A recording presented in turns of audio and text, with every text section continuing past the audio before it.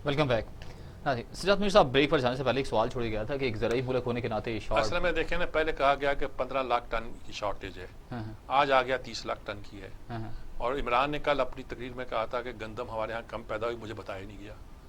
ऐसे वज़ीर आज़म को या तो अपने मशीरों को, अपने ब्यूरोक्रेसी के, अपने सब लोगों को जूते मारने चाहिए, या खुद मेरा ख्याल में एहतजाज में रुखसत हो जाना चाहिए कि फूड शॉर्टेज अगर पाकिस्तान में होती तो इससे बड़ा मसला क्या हो सकता है। बिल्कुल, एक और ज़राई फूड मुल्क, और सबसे बड़ा फूड शॉर्टेज की सूरत हाल ये कि इनको खबर नहीं की गई हाँ कि फूड शॉर्टेज हो गई है।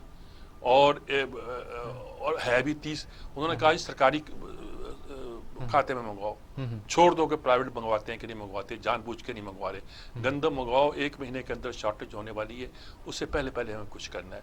ये कोई हम सरप्लस थे, उन्होंने कहा जी इससे खराबी इसलिए पैदा हुई, गंदम की शॉर्टेज इसलिए हुई है कि चूंकि पुरानी सालों की पॉलिसियाँ ये थी कि हम सरप्लस गंदम अपनी जो थी वो मुर्गी खानों की फीड के लिए दे दिया करते थे कि ताकि हमें मकई हमारी ना उसमें हमें उगाना पड़े, गंदम जो सरप्लस है वही इस्तेमाल कर ली जाए। इस बार भी दे दी गई।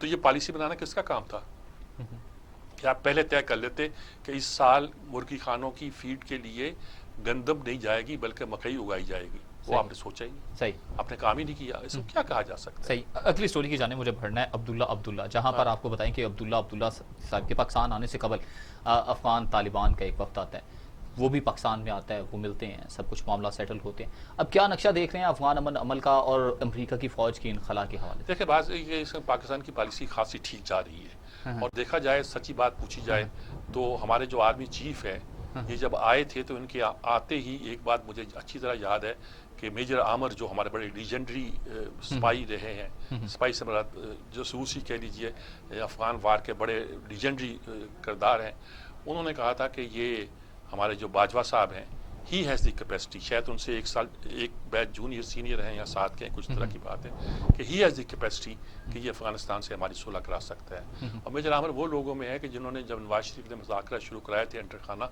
तो उसका he was a part of that, और ख़ासे ताल्लुकात उनके अफगानिस्तान से है। तो उनका ये राय थी ये कर सकते हैं। तो हमारी मौजूदा मिलिट्री एस्टेब्लिशमेंट को ये दाजू देनी चाहिए कि अफगानिस्तान के इशू पर उन्होंने खासा। हमारे साथ टेलीफोन लाइन पर जफर हलाली साहब, जिन्हें मैं सफीर इब्न सफीर कहा करता हूं। बिल्कुल। अस्सलाम वालेकुम हलाली साहब।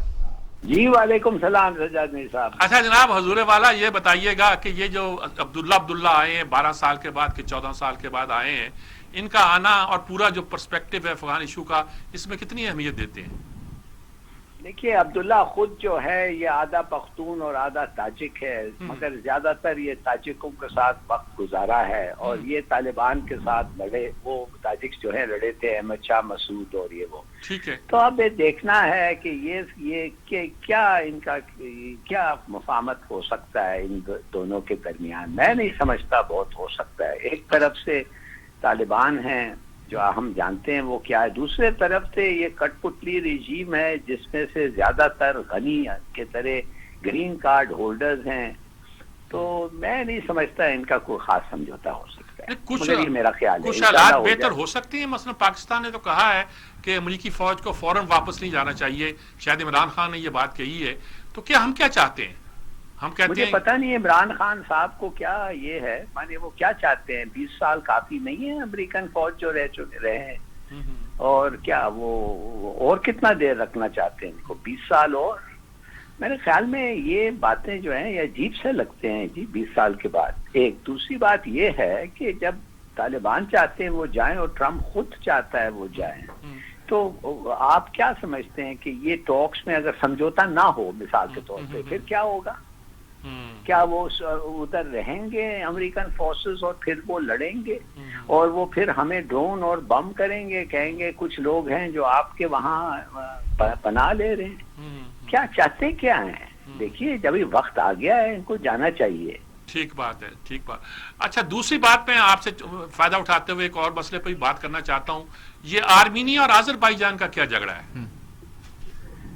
ये नगोनो काराबाख एक इलाका है जो दोनों क्लेम करते हैं, और हमने बड़ा अच्छा हमारा स्टांस है कि हम अजरबैजान के साथ हैं।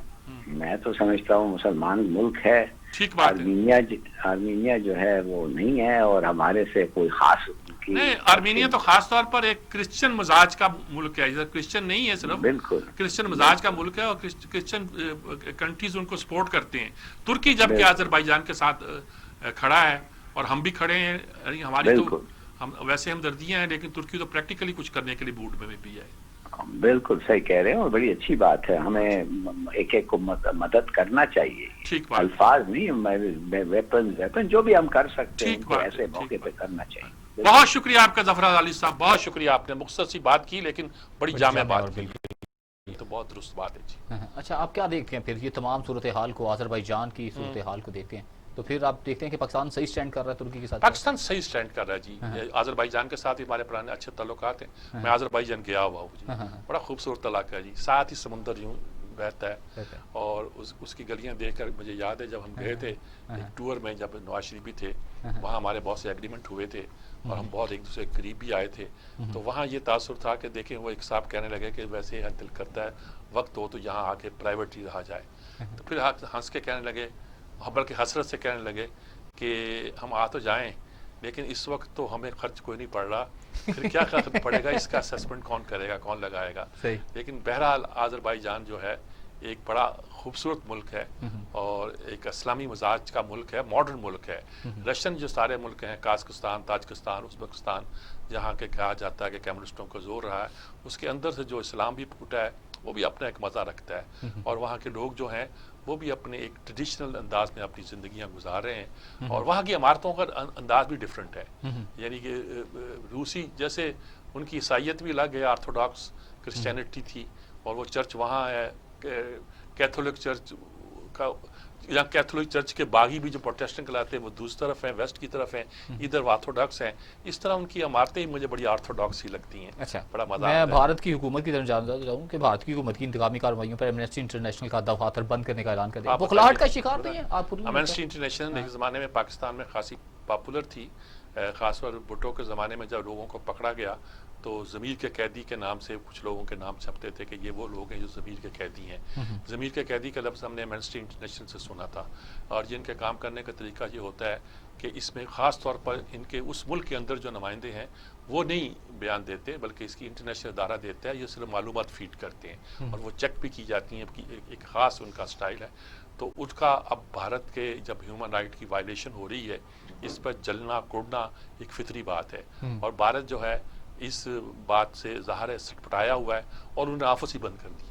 बिल्कुल वो उनका स्टाइल जो है ना बिल्कुल फाशिस्ट स्टाइल है कि ये भी नहीं कि उनको शर्म आती कि इससे डेमोक्रेटिक वर्ल्ड में हमारी बदनामी होगी, कुछ नहीं शर्म आती, बेहया है बिल्कुल इस मामले में। और जो भी कहा जाए उनके बारे में, मोदी के बारे में या जो भी वो लोग वहाँ मौजूद हैं जी। अच्छा, क्लोजिंग रिमार्क्स दीजिएगा। क्लोजिंग रिमार्क्स ये जी कि मैं ये तो नहीं कहता तबले जंग बच चुका है, लेकिन ये ज़रूर कहता हूँ कि बात को आप तेज़ कर रहे हैं।